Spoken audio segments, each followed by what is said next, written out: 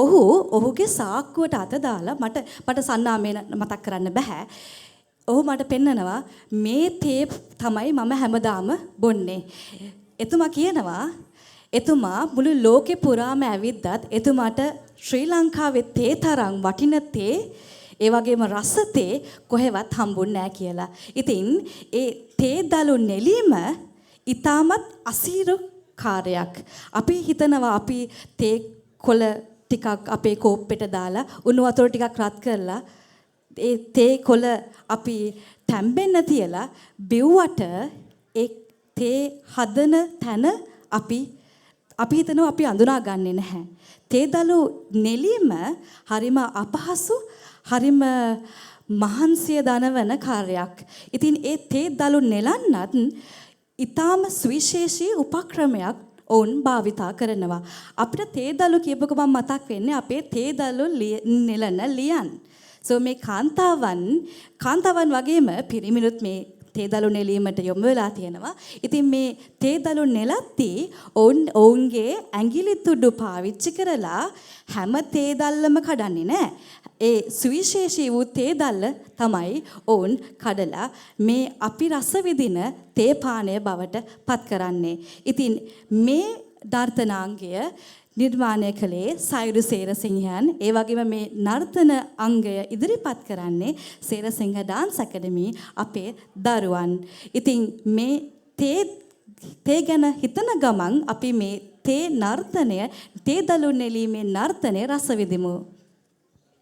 Sri Lanka is world renowned for its lush emerald tea gardens. Our next performance is a beautiful tribute to the hard-working women of the island's hill country. With nimble fingers and graceful movements, the tea-plucking dance captures the delicate art of harvesting the world's finest tea. To share a glimpse of this scenic beauty and its utter joy with you, we have a very special group of little girls who have been practicing diligently for this moment.